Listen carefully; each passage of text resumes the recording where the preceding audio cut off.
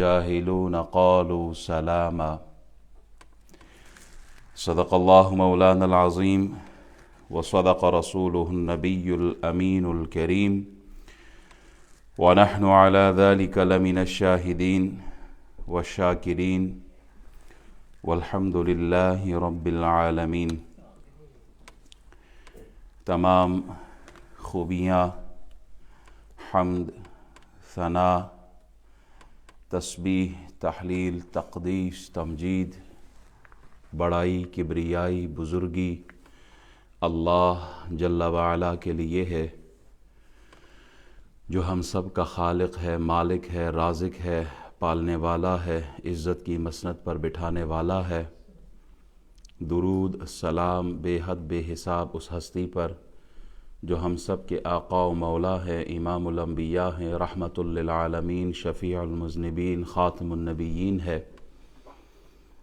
اللہ کریم کے حضور دعا گو ہوں کہ مالک و مولا ہمارا اول وقت میں آنا، بیٹھنا، سننا، سنانا اپنی پاک بارگاہ میں قبول اور منظور فرمائے۔ اولیاء اللہ کی صفات کا بیان کہ اللہ کے پسندیدہ، برگزیدہ، محبوب، مقبول بندوں کی صفات کیا ہے، سورہ فرقان کی آخری آیات پر کلام ہو رہا تھا۔ اسی تسلسل میں انشاءاللہ آج بھی کچھ کلمات آپ کے گوش گزار کروں گا۔ احباب، جس طرح ظاہری بیماری میں ہمارا جسم مبتلا ہوتا ہے، سر درد ہوتا ہے، پیٹ میں درد ہوتا ہے، جسم کے اعضاء کو تکلیف ہوتی ہے، اسی طرح اس مرض کی تشخیص کے لیے، اس کو دور کرنے کے لیے ہم ڈاکٹر، طبیب، حکیم کے پاس جا کر دوائی لیتے ہیں، بلڈ ٹیسٹ کراتے ہیں اور اس مرض کا پتہ چلاتے ہیں۔ پھر جب مرض کا پتہ چل جاتا ہے تو اس مرض کو دور کرنے کے لیے ہم دوائی لیتے ہیں۔ تو اسی طرح باطنی بیماریاں بھی ہوتی ہیں جن سے انسان کا جو باطن ہے وہ بیمار پڑ جاتا ہے۔ ہمارے پورے جسم کا ایک حصہ ہے، اگر وہ حصہ گناہوں کی نحوست کی وجہ سے بیمار ہو جائے تو اس کا اثر پورے وجود پر ہوتا ہے، پورا جسم بیمار ہو جاتا ہے۔ رسول اللہ صلی اللہ علیہ وسلم ارشاد فرماتے ہیں، الا ان فی الجسد مضغۃ اذا صلحت صلح الجسد کلہ واذا فسدت فسد الجسد کلہ الا وہی القلب، کہ جسم کے اندر گوشت کا ایک ٹکڑا ہے، اگر وہ ٹھیک رہے تو پورا جسم ٹھیک ہے، اگر وہ بیمار ہو جائے تو پورا جسم بیمار ہو جاتا ہے۔ الا وہی القلب، اور وہ گوشت کا ٹکڑا کیا ہے؟ فرمایا وہ دل ہے۔ اسی لیے آپ دیکھتے ہیں کہ حدیثوں میں دعائیں ملتی ہیں، رسول اللہ صلی اللہ علیہ وسلم نے دعائیں سکھائی ہیں، اسألک لسانا صادقا وقلبا سلیما، اچھے دل کی دعا مانگی گئی ہے۔ یا مصرف القلوب صرف قلوبنا علی طاعتک، ہم کہتے ہیں نا اللہ سے اللہ ہمارے دلوں کو پھیر دے اپنی طاعت کی طرف۔ تو دل انسان کے وجود کو کنٹرول کرتا ہے۔ میڈیکل پوائنٹ آف ویو سے بھی دیکھیں تو دل کام کرنا چھوڑ جائے، چونکہ بلڈ کی جو پمپنگ ہوتی ہے وہ دل سے ہوتی ہے، وہ کام چھوڑ جائے تو پورا جسم بیکار ہو جاتا ہے۔ روحانی طور پر بھی یہی عمل ہے، اگر دل ٹھیک رہا تو پورا جسم ٹھیک ہے، اگر دل میں بیماری آئی، باطنی کوئی مرض آیا تو پورا وجود اس سے متاثر ہو جاتا ہے۔ دل کو باطنی امراض سے محفوظ رکھنا ہے، کیونکہ اللہ تعالی ہماری صورتوں کو، ہمارے مال دولت کثرت کو نہیں دیکھتا، اللہ ہمارے دل کو اور اعمال کو دیکھتا ہے۔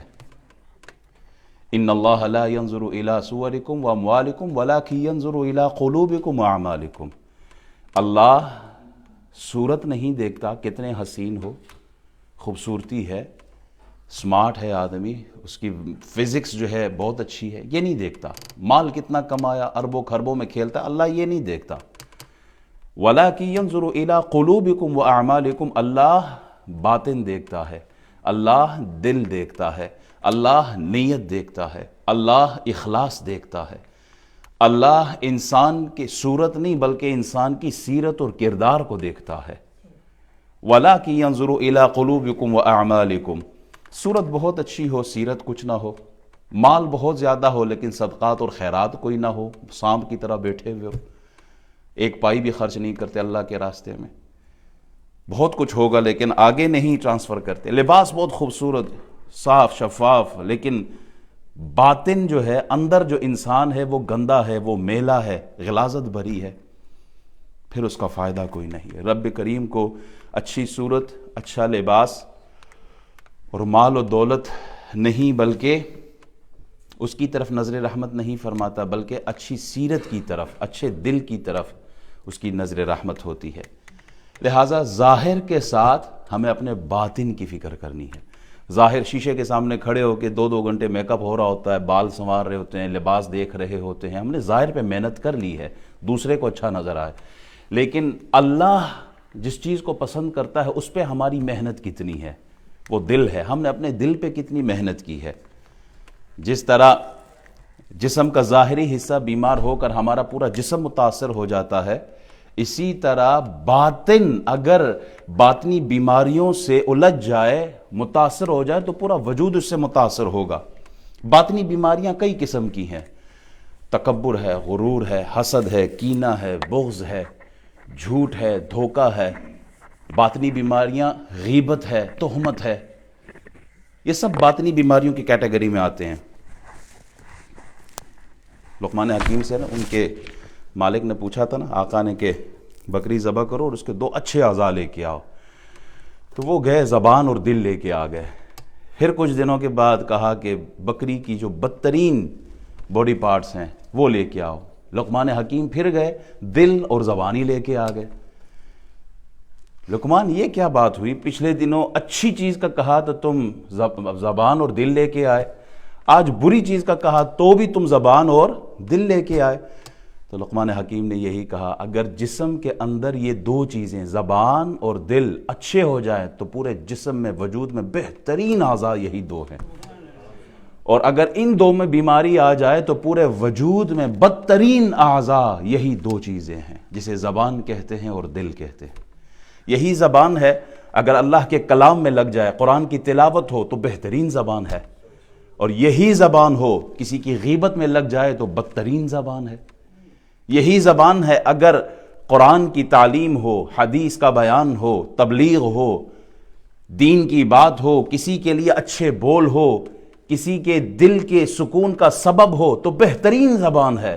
لیکن یہی زبان اگر تکبر کے بول بولے، یہی زبان کسی کی دل آزاری کا باعث بنے، یہی زبان اگر خدا کی ناراضگی کا ذریعہ بنے تو پھر پورے وجود میں بدترین عزو جو ہے یہی زبان بن جاتا ہے۔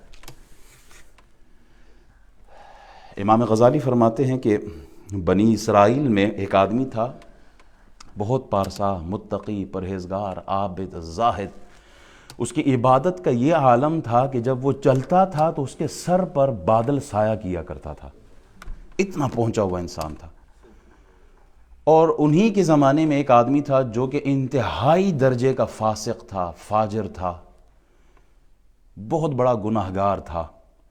اچھا، اس گناہگار کے دل میں خیال آیا کہ گناہ میں نے بہت زیادہ کیے ہیں، اب یہ عابد انسان ہے، متقی پارسا ہے، اس کے تقوی کا عالم یہ ہے کہ بادل بھی سایہ کرتا ہے، کیوں نہ میں اس کی کمپنی جوائن کروں، اس کے ساتھ بیٹھنا شروع کر دوں، اس کا اثر مجھ پہ ہوگا اور میں گناہوں کو چھوڑ دوں گا۔ ایک اچھی نیت تھی۔ اچھا، جب وہ اس نیک آدمی کی مجلس میں گیا، اب جس کو عبادت کا خمار چڑھا ہوا تھا، میں تو بڑا عابد ہاں، میں نمازیں پڑھنے والا، میں روزے رکھنے والا، مجھ سے تو کوئی بہترین انسان پوری کمیونٹی میں کوئی نہیں۔ جیسے ہی وہ گناہگار اس کی صحبت میں آ کے بیٹھا نا، تو اس کے دل میں خیال آیا کہ یہ میری مجلس میں آیا، یہ اس کی جرت کیسے ہوئی؟ تو اس نے دھتکارا، اس کو غصہ کیا، جاؤ میری مجلس سے اٹھو، تم میرے پاس بیٹھنے کے لائق نہیں ہو، میرے پاس بیٹھنے کے لائق نہیں۔ اب اس ایک جملے کے اندر 2 چیزیں آ گئی ہیں، باطنی بیماریاں دیکھیں، دل میں کیا آیا؟ غرور اور تکبر۔ زبان سے کیا بولا؟ غصہ کیا اور دوسرے کو اپنے سے ہٹایا۔ اس کا تو یہ خمار تھا کہ میں عبادت گزار ہوں، میری کوئی ویلیو ہے اللہ کے پاس، یہ کیا شے میرے سامنے۔ جب وہ گناہگار جب اٹھ کے جانے لگا نا، اس نے جب وہ مجلس چھوڑی تو بادل کا سایہ اس گناہگار کے سر کے اوپر ہو گیا۔ اب وہ بادل جو تھا اس کا سایہ وہ گناہگار کے سر پر آیا اور اس کے ساتھ چلنے لگا۔ اللہ نے وقت کے نبی کو وحی دی، وحی کے ذریعے پیغام دیا، اے میرے نبی جا کے ان دونوں کو پیغام دینا، آج سے اپنے اعمال کا نئے سرے سے آغاز کرو۔ کیوں؟ اس گناہگار کے دل میں عبادت کا ذوق اور شوق، اس گناہگار کے دل میں توبہ کی طرف رغبت، اس گناہگار کے دل میں اللہ کی طرف رجوع، اس گناہگار کے دل میں نیکی کی طرف پلٹنا تھا، اور وہ جو خود کو عابد اور زاہد سمجھتا تھا اس کے دل میں دوسرے کو حقیر سمجھنا، غرور، تکبر، عبادت پر فخر اور ناز کرنا اور دوسرے پر غصہ کر کے دھتکارنا، نکالنا، یہ اللہ کو پسند نہیں ہے۔ دونوں نئے سرے سے اعمال کرو، پیچھے جو ہوا سب گیا، گناہگار کے سارے گناہ معاف ہو گئے اور عابد کے ساری عبادتیں منہ پہ ماری گئی۔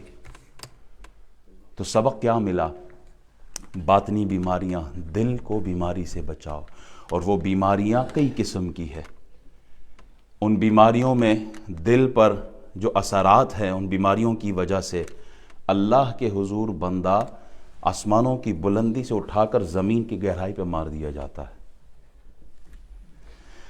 عباد الرحمن، اللہ کے بندے کون ہیں، ولی کون ہے؟ وَعِبَادُ الرَّحْمَنِ الَّذِينَ يَمْشُونَ عَلَى الْأَرْضِ هَوْنًا، ہون یہ نرمی کو کہتے ہیں۔ وَإِذَا خَاطَبَهُمُ الْجَاهِلُونَ قَالُوا سَلَامًا۔ جب اللہ والوں کی پہلی صفت یہ ہے کہ وہ نرمی کرتے ہیں، عاجزی ان کی ساری تواضع ہے ان کی زندگی میں، اور دوسری صفت کیا ہے کہ جب کوئی جاہل ان سے کلام کرتا ہے تو آگے سے ان کا ریئیکشن کیا ہوتا ہے؟ قَالُوا سَلَامًا، ان کا ریئیکشن یہ ہے کہ وہ سلام کرتے ہیں۔ عباد الرحمن سے جب بھی کوئی جاہل الجھ جائے، بدتمیزی کرے، بد کلامی کرے، اس کی انسلٹ کرے، تو وہ آگے سے ریئیکشن اسی کے انداز میں نہیں دیتا بلکہ سلامہ کہتا ہے۔ اب علماء نے سلامہ کی دو تفسیریں کی ہیں کہ سلامہ کے معنی کیا ہے۔ پہلے معنی کو اس انداز میں بیان کیا کہ بدتمیزی کرنے والے، بد کلامی کرنے والے، انسلٹ کرنے والے کو وہ جواب میں دعا دیتے ہیں، ان کے لیے سلامتی کا پیکر بن جاتے ہیں، ان کے لیے سلامتی کی دعائیں مانگ رہے ہوتے ہیں۔ کن کے لیے؟ جس نے انسلٹ کی ہے۔ اور دوسرے معنی سلامہ کی یہ ہے کہ جاہلانہ انداز گفتگو اور رویے پر ان کا طریقہ کار یہ ہوتا ہے کہ وہ الجھتے نہیں، جھگڑتے نہیں، بحث مباحثہ نہیں کرتے، وہ وہاں کھڑے ہو کے ان کے ساتھ مناظرے نہیں شروع کر دیتے، بلکہ وہ اس مقام کو چھوڑ کے چلے جاتے ہیں اور اس کو سلام کرتے ہیں۔ سلام متارکت ہے، السلام علیکم ورحمۃ اللہ، بس وہاں سے گزر جاتے ہیں۔ یہودیوں کا بہت بڑا عالم ہے زید بن سانہ، وہ کہتے ہیں کہ رسول اللہ صلی اللہ علیہ وسلم جب مدینہ شریف میں آئے نا تو میں نے ساری کوالٹیز دیکھ لی کہ یہ اللہ کے نبی میں یہ ساری خوبیاں ہیں، لیکن دو نشانیاں ایسی تھی جو ابھی باقی تھیں۔ حلم، کہ آپ کا حلم غصے پر، غضب پر حاوی ہے، اور دوسری نشانی ہے کہ جتنا آپ کے ساتھ کوئی جاہلانہ برتاؤ کرے آپ کا ریئیکشن اتنا ہی اچھا ہوتا جاتا ہے۔ کہتے ہیں میں انتظار میں تھا کہ یہ دو نشانیاں مجھے کب نظر آئیں گی۔ ایک دن بیٹھے ہوئے تھے مجلس میں تو ایک آدمی آیا، اس نے کہا کہ فلاں قبیلے کے لوگ مسلمان ہوئے تھے، وہاں قحط سالی ہو گئی ہے، ان کو مدد کی ضرورت ہے، کہیں ایسا نہ ہو کہ وہ لوگ پلٹ جائیں۔ تو بظاہر حضور علیہ السلام کے پاس اس وقت ہاتھ میں کچھ تھا نہیں، تو یہ زید وہاں بیٹھا ہوا تھا، یہودی عالم ہے، اس نے کہا میں مال دے دیتا ہوں۔ بہرحال وہ لمبا طویل واقعہ ہے، قرض دے دیا، فلاں دن تک یہ قرض آپ نے لوٹانا ہے، ٹھیک ہے ہم دے دیں گے۔ اچھا کچھ دن گزرے، ابھی قرض لوٹانے کا دن نہیں آیا، رسول اللہ صلی اللہ علیہ وسلم کسی صحابی کے جنازے میں جنت البقیع میں موجود ہیں، ابو بکر بھی ساتھ، عمر بھی ساتھ، صحابہ کرام کی جماعت ہے، یہ زید آتا ہے، حضور کی خوبصورت قمیض مبارک کو اور چادر مبارک کو کھینچتا ہے اور گھور کے دیکھتا ہے کہ میرا قرض کب دو گے؟ اللہ کی قسم یہ عبد المطلب کی اولاد ہے ہی ایسے ہی، دادے کا تانا دیا۔ تانا کس کا دیا؟ دادے کا۔ باپ دادے کا کوئی تانا دے بڑا مشکل ہوتا ہے برداشت کرنا۔ رسول اللہ صلی اللہ علیہ وسلم مسکرائے، حضرت عمر کھڑے ہو گئے، آپ کو غصہ جلال آیا۔ اچھا، آج کا جو موضوع ہے میرا، یہ برتاؤ کے حوالے سے ہے اور غصے کے حوالے سے ہے۔ بعض مقامات پر غصے کا آنا ضروری ہے۔ جی اس کو غصہ نہیں آتا، بڑا شریف آدمی ہے، بھائی غصے کا بعض مقامات پر آنا ضروری ہے۔ رسول اللہ کے ناموس پہ کوئی انگلی اٹھائے اور آپ کہے جی مجھے غصہ تو بالکل نہیں آتا، کوئی آپ کے سامنے قرآن کی بے حرمتی کرے اور آپ کہے جی میں نے غصہ کوئی نہیں آتا، بیٹا نماز ایک نہ پڑھے گھر میں، بیوی نماز کوئی نہ پڑھے اور آپ آگے سے کہے جی میں نے غصہ کوئی نہیں آتا۔ امام شافعی اور ایک روایت کے مطابق امام غزالی نے بھی فرمایا کہ یہ گدھا ہے جس کو ایسا غصہ نہیں آتا۔ بہرحال فاروق اعظم کھڑے ہوئے مارنے کے لیے، رسول اللہ صلی اللہ علیہ وسلم نے فرمایا بیٹھ جاؤ، عمر تم ہمیں کہو کہ ان کا قرض ادا کرو اور ان سے کہو کہ قرض کا طلب کرنا اچھے انداز میں ہو، برے طریقے سے نہ ہو۔ جاؤ فاروق اعظم عمر بن خطاب، ان کو قرض دو اور جو تم نے غصہ کی آنکھیں دکھائی ہیں نا، اس کے بدلے میں ذرا زیادہ کھجورے دینا۔ اچھا جب فاروق اعظم گئے کھجورے دینے کے لیے تو یہ زید کہتا ہے عمر تم نے مجھے پہچانا نہیں؟ کہا کون ہو تم؟ کہا میں زید ہوں، یہودیوں کا عالم۔ وہ اتنا بڑا عالم ہو کہ تو نے یہ چھوٹی حرکت کی ہے؟ یہودیوں کے اتنے بڑے عالم ہو، تم نے رسول اللہ کو اس انداز میں مخاطب کیا؟ کہا عمر میں نے ساری نشانیاں جو تورات میں پڑھی تھی نا وہ میں نے ان کی ذات میں دیکھ لی ہے، صرف یہ دو نشانیاں میں دیکھنا چاہتا تھا کہ آپ کے ساتھ اگر کوئی بدتمیزی کرے تو آپ ریئیکٹ کیسے کرتے ہیں، وہ آج میں نے دیکھ لیا ہے۔ مجھے واپس محمد کی بارگاہ میں لے کے جاؤ، میں کلمہ پڑھ کے ان کا غلام ہونا چاہتا ہوں۔ انداز ایسا ہو کہ دوسرا بھی قائل ہو جائے۔ اسی لیے کہتے ہیں نا علماء کا اسپیشلی، کیونکہ علماء انبیاء کے وارثین، العلماء ورثۃ الانبیاء، علماء کا تبلیغ کا انداز بھی میٹھا ہونا چاہیے۔ فَبِمَا رَحْمَةٍ مِّنَ اللَّهِ لِنْتَ لَهُمْ وَلَوْ كُنْتَ فَظًّا غَلِيظَ الْقَلْبِ مِنْ حَوْلِكَ لَانفَضُّوا مِنْ حَوْلِكَ، کہ اے محبوب اللہ کی کتنی بڑی مہربانی ہے کہ آپ ان کے لیے نرم دل ہے، اور اگر آپ ترش مزاج ہوتے، سخت روح ہوتے، سخت دل ہوتے تو یہ لوگ ضرور آپ کے پاس سے بھاگ جاتے، ادھر سے آپ کے پاس پھر کوئی نہیں آتا۔ آپ کا انداز اتنا میٹھا ہونا چاہیے، بحیثیت مسلمان ہر شخص اتنا میٹھا ہونا چاہیے کہ غیر بھی آپ کی طرف آنا پسند کرے، نہ کہ بوتھے پہ 12 بجے ہوں، اپنے بچے پوتے بھی آپ کے قریب نہ آئے کہ بابا جی آج ٹینشن ہی لگ دینے۔ انداز پیارا رکھیں، خوبصورت رکھیں۔ امام اعظم کے پاس ایک آدمی آیا نا، امام اعظم ظہر کے بعد قیلولہ فرماتے اور لیٹے تھے تو ایک آدمی آیا، اوپر منزل پہ اونچائی پہ ان کا گھر تھا، دروازہ نوک کے ان کے نیچے بلایا، نیچے آئے، آ گئے، جی فرمائیے کیا بات ہے؟ وہ جی میں ایک سوال پوچھنا چاہ رہا تھا، سوال بھول گیا ہوں۔ آپ نے کہا چلو جب یاد آ جائے پھر بلا لینا۔ آپ چلے گئے اوپر گئے، پھر بلایا، پھر آ گئے، کیا بات ہے؟ سوال یاد آ گیا، نیچے آ گئے، سوال پوچھو، میں بھول گیا، تنگ کر رہے ہیں۔ پھر تیسری دفعہ بلایا کہ آپ نیچے آؤ، مجھے آپ سے بات کرنی ہے، سوال پوچھنا ہے۔ آپ پھر آ گئے۔ وقت کا امام اعظم ابو حنیفہ نعمان بن ثابت، جن کا نام ہے، جن کے پوری دنیا میں فالوورز ہیں، اکثریت ہم انہی کے مقلد ہیں، وہ ہمارے امام ہیں۔ تیسری دفعہ آئے، وہ آج مدینہ مسجد کا امام تو نہیں تھا نا، مدینہ مسجد کے امام کو 2 دفعہ نیچے ذرا بلا کے دیکھیں، تیسری دفعہ آپ کو سارے مسئلے یاد آ جائیں گے انشاءاللہ۔ تو پوچھا کہ جناب کیا مسئلہ ہے، کیا؟ اب وہ شرمندہ ہوا کہ اب میں تیسری بار بلا رہا ہوں، اب تو کچھ پوچھنا پڑے گا نا۔ تو کہتا ہے اچھا وہ انسان کی کوئی غلاظت پڑی ہوئی تھی، گند پڑا ہوا تھا، کہتے ہیں میں نے اس گند کے بارے میں پوچھنا ہے کہ یہ میٹھا ہے کہ کڑوا ہے؟ کوئی گند پڑا ہوا ہے نا، انسان کا گند پڑا ہوا ہے کہ یہ میٹھا ہے کہ کڑوا ہے۔ اب یہ کوئی سوال ہے؟ ایسے بہت سے ہوتے ہیں نا سوال کرنے کے لیے۔ امام صاحب وہ جو حضرت ابراہیم علیہ السلام نے اسماعیل علیہ السلام کے گلے پہ چھری چلائی تھی نا، جی وہ مینٹا ذبح ہوا تھا نا، جی اس کا گوشت کس نے کھایا تھا؟ اور دسو انہوں نے گوشت کا، اس کا گوشت کس نے کھایا تھا؟ ذرا پتہ کر کے بتاؤ ان کو، پتہ ہی نہیں انہوں نے کون سی ریسرچ کرنی ہے اس کے اوپر۔ الیاذ باللہ۔ تو بہرحال امام اعظم ابو حنیفہ دیکھیں انداز کیسا ہے، برتاؤ کیا، غصہ نہیں، پیار سے۔ آپ نے فرمایا جب یہ تر ہوتا ہے، تازہ ہوتا ہے تو یہ میٹھا ہوتا ہے، اور جب یہ خشک ہو جاتا ہے تو یہ کڑوا ہو جاتا ہے۔ وہ کہتے ہیں امام یہ کیا بات کر دیا آپ نے، کوئی دلیل ہے؟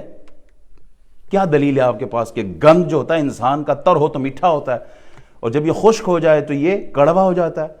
تو امام نے فرمایا دیکھو جب یہ تر ہوتا ہے مکھی آ کے اس کے اوپر بیٹھ جاتی ہے، اور جب یہ خشک ہو جاتا ہے تو پھر مکھی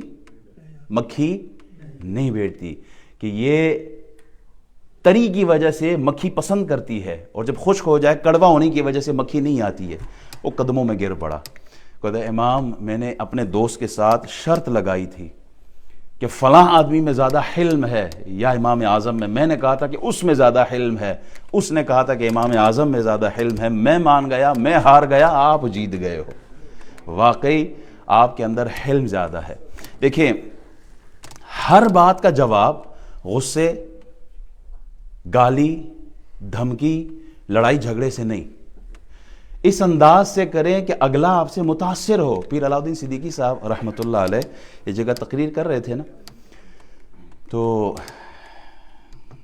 تقریر غالباً کربلا کے موضوع پہ تھی، تو ایک آدمی کھڑا ہو گیا، اس نے کہا کہ جی یزید حق پہ تھا، میں جو ہے وہ دلیل دے سکتا ہوں، یزید حق پہ تھا اور امام حسین کے لیے اس کے کوئی تاثرات ٹھیک نہیں تھے۔ تو پیر علاء الدین صدیقی صاحب رحمۃ اللہ علیہ آپ نے جواب ارشاد فرمایا، آپ نے کہا کہ بھائی مناظرے کی ضرورت ہی نہیں ہے، بس ہاتھ اٹھاؤ مناظرہ ہو گیا ہے۔ انہوں نے کہا کیسے ہو گیا ہے؟ کہا بھائی ہاتھ اٹھاؤ۔ ہاتھ اٹھایا، کہا اللہ روز محشر ہمیں حسینیوں کے ساتھ اٹھانا اور ان کو یزیدیوں کے ساتھ اٹھانا۔ وہ آدمی چلاتا ہوا کہہ رہا ہوں نہ اے دعانی منگنی، میں بھی حسین کے ساتھ اٹھنا چاہ رہا ہوں۔ انداز ایسے ہو کہ اگلا آپ کی دلیل کو، آپ کی بات کو سن کر سمجھے اور غصہ، گالی، دھمکی، لڑائی، فتنے، فساد سے محفوظ ہو۔ پورے قرآن کا آپ دیکھیں، قرآن کے اندر ایک لفظ ہے جو ذرا بڑا کر کے لکھا گیا ہے، اس کا فونٹ آپ دیکھیں نا ذرا بڑا ہے، وہ قرآن کا مڈ ہے، الفاظ کے لحاظ سے وہ قرآن کا وسط ہے، درمیان ہے، اس پر آ کے پورا قرآن ایک طرف اور دوسری طرف بیلنس ہے۔ اس لفظ کو، وہ لفظ کیا ہے؟ وَلْيَتَلَطَّفْ،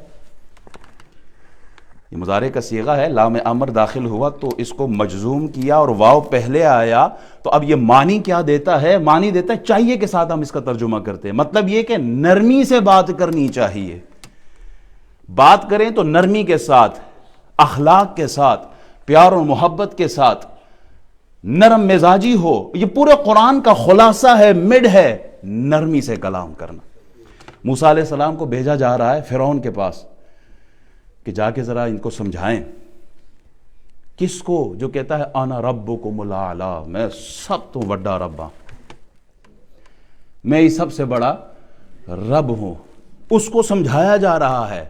اور سورہ طٰہٰ کی آیت نمبر 44 سے غالباً فَقُولَا لَهُ قَوْلًا لَيِّنًا لَعَلَّهُ يَتَذَكَّرُ أَوْ يَخْشَىٰ، کہ آپ ان سے نرم بات کہنا اس امید پر کہ شاید وہ نصیحت قبول کر لے یا ڈر جائے۔ اب نرمی بھی ہو رہی ہے اس کے ساتھ کہ جو خدائی کا دعویٰ کر رہا ہے، پیشکش کیا ہے؟ کہا اس کو آفر بھی دیں۔ 4 آفر ہے، یہ تفسیر صراط الجنان میں آپ پڑھ سکتے ہیں، بلکہ وہ آفر یہ ہے کہ ایمان قبول کر لو تو تمام عمر جوان رہو گے، بڑھاپا نہیں آئے گا۔ دوسری پیشکش یہ، مرتے دم تک تمہاری سلطنت بھی باقی رہے گی۔ تیسری جو پیشکش ہے وہ یہ کہ کھانے پینے اور نکاح کی جو لذتیں ہیں نا، تا دم میں مرگ وہ باقی رہیں گی۔ چوتھی پیشکش یہ ہے کہ تمہیں جنت بھی مل جائے گی۔ کس کو؟ فرعون کو اللہ کی طرف سے پیشکش۔ نرمی کا اندازہ لگائے کہ جو خدائی کا دعویٰ کر رہا ہے، اللہ اپنا نبی بھیج رہا ہے، جلالی نبی موسیٰ علیہ السلام، اور کیا آفرز لے کے جا رہے ہیں۔ اچھا فرعون کو یہ بڑے پسند آئے یہ وعدے، انہوں نے کہا میں حامان، چونکہ حامان کے ساتھ وہ مشورہ کر کے پھر فیصلہ کیا کرتا تھا، ہمیشہ حامان سے مشورہ کیا، اور نکمے دوست ہو نہ بندے کو مروا بھی دیتے ہیں بعض اوقات۔ تو حامان سے مشورہ کیا، حامان کہتا ہے بڑے عجیب آدمی ہو، ہم تو تمہیں خدا سمجھ رہے تھے، تم بندہ بننا چاہتے ہو، اور تم معبود، تمہیں لوگ سجدہ کریں، اور تم جو ہے وہ بندہ بننے کے پیچھے پڑے ہو، عابد بننا چاہتے ہو۔ اس نے پیشکش قبول نہیں کی، انکار کر بیٹھا۔ ایسے ہی دوست ہوں گے، یا ویلتی لیتنی لم اتخذ فلانا خلیلا، قیامت کے دن ہوگا نا، معاشر کے دن، کچھ ایسے ہی بدبخت دوست ملے ہوں گے نا جو بندے کو گمراہی کی طرف کھینچ کے لے جائیں گے، تو بندہ یہی کہے گا وہ کتھے میں جا کے دوستی کیتی ہے، ایک کس بندے کے ساتھ میں نے دوستی کی ہے جس نے مجھے مروا دیا، کاش یہ میرا دوست ہی نہیں ہوتا۔ روز محشر دوستیاں کام آئیں گی، دوست جو اچھے متقی پرہیزگار دوست ہوں گے روز محشر وہی دوست کام آئیں گے. الاخلاء یومئذ بعضهم لبعض عدو الا المتقین. لنگوٹیا یار بھی دشمن ہو جائیں گے لیکن اس دن اچھے دوست ایک دوسرے کے کام آئیں گے. تو نرمی ضروری ہے. نرمی اختلاف کے وقت بہت ضروری ہے. نرم لہجہ نصیحت کرتے وقت بہت ضروری ہے. سراپا نرمی ماں باپ کے سامنے. ماں باپ کے سامنے گفتگو ہو تو پھر سر سے لے کر پاؤں تک آپ نے نرمی کا اظہار کرنا ہے. بیوی کے ساتھ ہو تو پھر نرم گوئی. بیوی کے ساتھ نرم گوئی ہونا. کچھ لوگ تو ایسے ہوتے ہیں نا کہ ساری دنیا کے لیے نرم لیکن گھر آتے ہیں تو پھر وہ گرم. مزاج کے گرم, زبان کے گرم, ذہن کے گرم. وہ بس گرمی دکھاتے ہیں بیوی کے سامنے. اور جو اس مزاج پر صبر کر گیا, مرد ہو یا عورت, اس کے لیے بڑے بڑے انعامات ہیں. وہ مرزا مظہر جانے جانا رحمۃ اللہ علیہ بہت بڑے عالم دین صوفی بزرگ ہیں. ان کی بیوی جو تھی نا وہ ہر وقت لڑتی تھی ان سے, تانے دیتی تھی, لڑتی تھی, جھگڑتی تھی. تو مرید نے سن لی ایک دن کہ بیوی بڑی سنا رہی ہے. تو مرید نے کہا حضور آپ اس سے چھوڑ کر کوئی نئی بیوی کیوں نہیں, دوسری شادی کر لیں. انہوں نے کہا اپنے مرید سے, شاگرد سے, کہ یہ جو مجھے آج مقام ملا ہے اس عورت کے تانوں پر صبر کر کے اللہ نے مجھے یہ مقام عطا کیا. تو جتنے میرے سنگی ساتھی بیٹھے ہو صبر سے کام لے, بڑے بڑے رتبے ملنے ہیں آپ لوگوں کو. بزرگ کے پاس گئی نا, ایک آدمی گیا, کہتا ہے حضور اپنے جو مجھے اپنے عیب نظر نہیں آتے, کیا کروں؟ انہوں نے کہا بڑا آسان سا فارمولہ ہے, بیوی کے سامنے ذرا اس کی تھوڑی سی ایک عیب بیان کر دینا, توڑے اگلے پیچھے سارے عیب تو انہوں دس نہیں. آپ کے ہی نہیں بلکہ آفر میں ماں باپ, بھائی, جتنے پوری خاندان کی لسٹ ہے نا سب کھول کے رکھ دے گی بیوی. تو صبر انتہائی ضروری. وَإِذَا خَاطَبَهُمُ الْجَاهِلُونَ قَالُوا سَلَامًا. اگر آپ کے سامنے کوئی بدتمیزی کرے تو ریئیکشن میں آپ کی طرف سے بدتمیزی نہیں بلکہ آپ سلامتی کا پیکر بن جائے. بعض لوگوں کو دیکھا ہوگا وہ مذاق اڑاتے ہیں, کسی کی دل آزاری کرتے ہیں. جی میں تو مذاق کر رہا سی تھوڑے نال, تو مائنڈ کر بیٹھے ہو. مذاق میں کسی کی دل آزاری کرنا یہ بھی جائز نہیں. مذاق اڑانا, سورہ حجرات کی آیتیں پڑھیں نا, وہاں مذاق سے منع کیا گیا ہے کہ کسی کی دل آزاری نہ ہو, کسی کا نام نہ بگاڑا جائے. ہمارے ہاں تو لطیفے بنتے نا قومیت کے اوپر, فلاں قوم کے اوپر لطیفے بنا, جی بڑے پاگل لوگ ہیں, میں نام نہیں لیتا, فلاں قوم بڑی پاگل ہے اس کے اوپر لطیفے بنا دو. اس کے بارے میں بھی پوچھا جائے گا.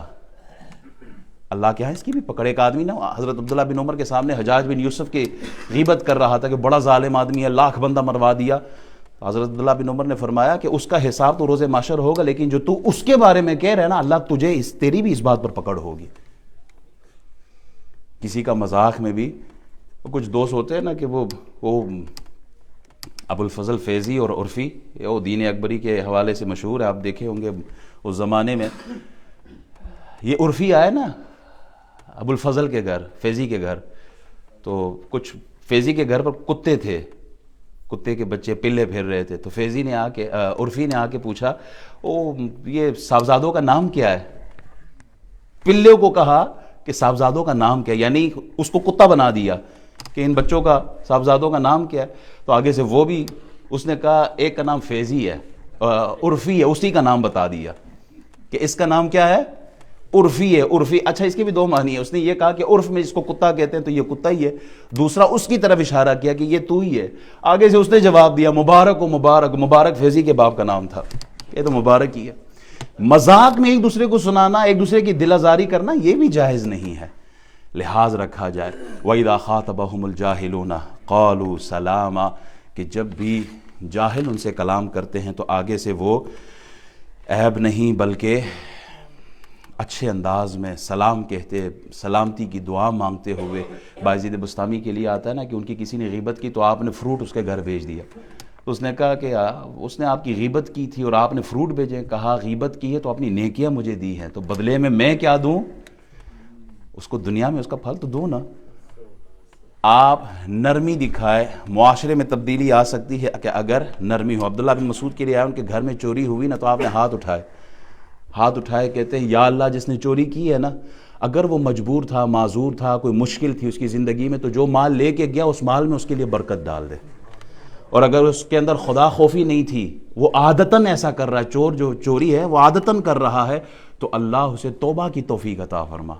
یہ انداز دیکھیں نا، صحابہ سے ہمیں یہی ملا ہے کہ ہم ان سے سیکھیں. ایک آدمی کھڑا ہو نا مجلس میں، اب بات دیکھیں، ایک دم غصہ بھی نہیں ظاہر کرنا چاہیے، دیکھنا چاہیے کہ اس کے معنی کیا، وہ کیا بولنا چاہ رہا ہے. ایک آدمی کھڑا ہوا، وہ زبردستی لے گئے نا کہ چلو ہمارے ساتھ آپ نے کوئی کلام کرنا ہے، فلاں جگہ بندے بیٹھے ہیں، آپ بزرگ آدمی ہو تو آپ ایک دو جملے کہہ دینا وہاں پیار محبت. انہوں نے کہا ٹھیک ہے. بڑے بڑے لوگ بیٹھے ہوئے، کھڑا ہو گیا. انہوں نے کہا ہم مسلمان ہیں، ہمیں نیکی کی طرف بڑھنا چاہیے، دیکھو ہم میں اور صحابہ میں کوئی فرق نہیں ہے. بڑے لوگ حیران ہو گئے کہ یہ کیا جملہ بول رہا ہے. کہتے ہیں ہاں بس ایک فرق ہے، ایک بالشت کا فرق ہے.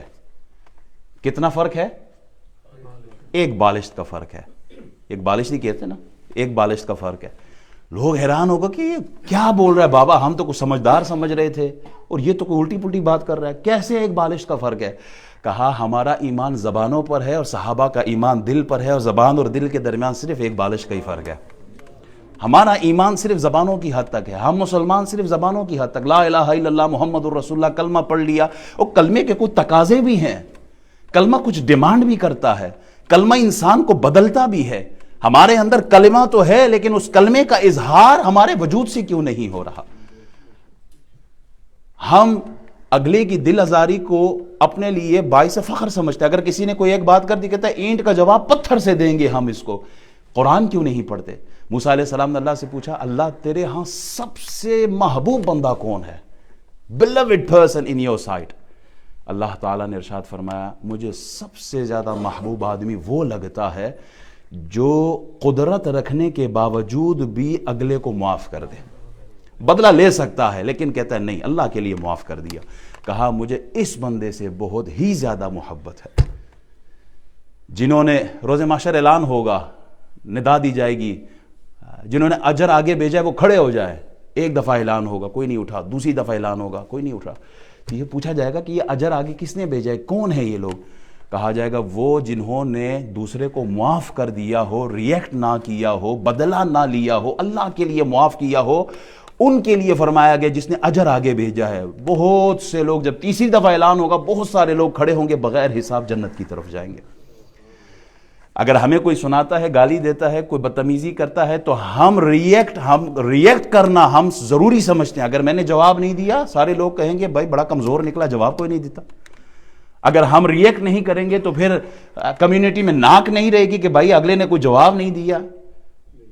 او مولوی صاحب آپ ریئیکشن کی بات، ہم ریئیکٹ کریں گے، اگر ریئیکٹ نہیں کیا تو لوگ ہنسیں گے. تو اس کا مطلب یہ شریعت ہمیں جگہ ہسائی کے لیے بلاتا ہے؟ نہیں، شریعت تو عزت دلانے کے لیے. رسول اللہ صلی اللہ علیہ وسلم فرماتے ہیں نا عزت اس کی بڑھ جاتی ہے جو اگلے کو معاف کر دیتا ہے. اللہ تعالی ہمیں سمجھنے کی توفیق عطا فرمائے. اور جو ہونٹ اللہ نے ہمیں دیے ہیں، زبان اللہ نے ہمیں دی ہے، اللہ اس میں ہمیں سختی. لقمان حکیم بہت بڑے حکیم گزرے ہیں، بہت بڑے آدمی ہیں. وہ ایک آدمی بڑی حکارت سے لقمان حکیم کو دیکھ رہا تھا. لقمان حکیم نے آگے سے جواب دیا میرے ہونٹ موٹے موٹے ہیں اور ذرا سخت ہے لیکن اس سے کلام بڑا نرم و نازک نکلتا ہے.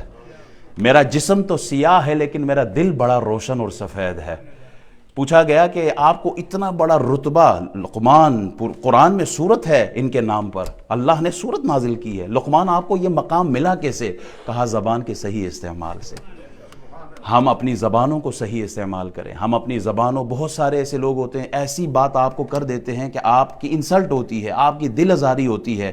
آپ جواب دے سکتے ہیں لیکن آپ اللہ کے لیے زبان پہ تالا لگا کے ایک دفعہ چیک تو کریں آپ کو لطف کتنا آئے گا. اور جس آدمی نے زندگی میں ظلم کیا ہوتا ہے، مرنے کے بعد جا کے اس کی قبر کو دیکھے کہ اس کی قبر پہ کتنی وحشت ہوتی ہے، ویرانگی ہوتی ہے. تو اللہ تعالی ہمیں اپنی زبانوں کو نرم رکھنے کی توفیق دے، اخلاق اچھے رکھنے کی توفیق دے اور قرآن پر عمل کی توفیق عطا فرمائے. وآخر دعوانا الحمدللہ رب العالمین.